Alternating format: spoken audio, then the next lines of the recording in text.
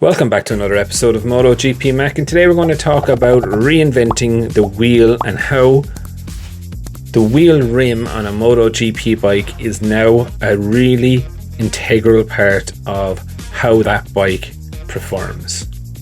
Now, before we get into it, there are two main manufacturers of wheel rims in MotoGP. There is OZ Racing, who manufacture the wheels for Honda and Yamaha, and then there is Marcassini Wheels, who make the wheel rims for the rest of the grid. So that would be Aprilia, Ducati, KTM and Suzuki. And the first thing that you will notice is that Yamaha always run chrome covered wheels, and basically what they are is they're carbon wheels that are painted in a chrome paint. Honda use a bright orange wheel rim, which will probably help in this pace too. And you will notice that Ducati and Suzuki use kind of a dullish white or sometimes a dullish silver front wheel and rear wheel. And this is all down to one major thing. And the colours that they're putting on there are light colours or reflective colours for the heat. So if you can imagine, the MotoGP front brake is a 340mm on a normal circumstance or normal circuit, 340mm brake disc.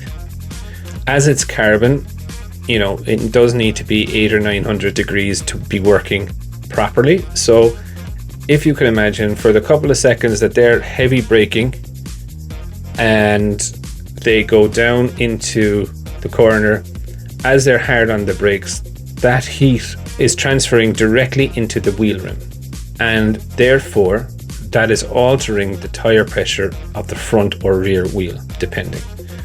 Mainly on the front is where it would really suffer. And this is why they have those reflective colors there, because once the heat tries to transfer, just say to the chrome one, it would reflect away from it, therefore trying to keep the tire pressure and temperature as cool as possible. Now, there is a second part of wheel rims which they can be customized to the stiffness. So rim stiffness is measured in four main areas: axial, radial, lateral and general hub stiffness. So when a bike is being designed, the bikes would be designed also keeping in mind of the rim stiffnesses. Now, there are different rim stiffnesses that you can get. So for example, a rim with 5 spokes would have a different weight and inertia characteristics and stiffness than a rim with 7 spokes.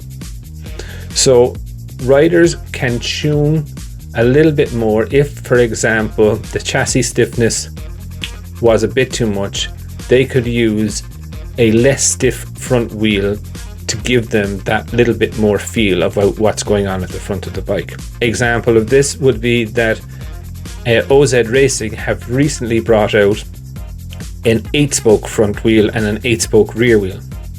And this gives them more feel, it gives them more stiffness, and it disperses the heat much better than, say, the 7-spoke wheel. You will also see and be able to tell which wheel rim belongs to which manufacturer by OZ Racing using small little indents in the side of the wheel. Now, while it is a very visible thing, it is actually adding extra stiffness to that wheel rim without adding extra weight. And they can put in more or less of these indents into the wheel to help the stiffness of the wheel rim. So it's actually fascinating to see the engineering that goes on within these wheels without us even noticing. So therefore it is always an integral part of the bike. It is that little bit of a feel for the rider, and it is also all about protecting the tires, protecting the temperature and the pressure of the tires. So the next time that you do see a MotoGP bike going down the road, with a chrome front tire on, there is more going on there than meets the eye. Don't forget to count the spokes. I'd love to hear your thoughts and your opinion. What do you think about the the little bit of black magic that's going on right in front of our face, but we don't even realize it? Leave it in the comments below, and I'll be back again tomorrow with another video. I just want to take a minute to also thank you for watching my videos and the support that you've shown so far. If you haven't subscribed already and you would like to subscribe, it would mean an awful lot to me if you did. I'm starting this channel realistically so that we can all enjoy MotoGP together, with the aim of streaming a live video when the GP races are on.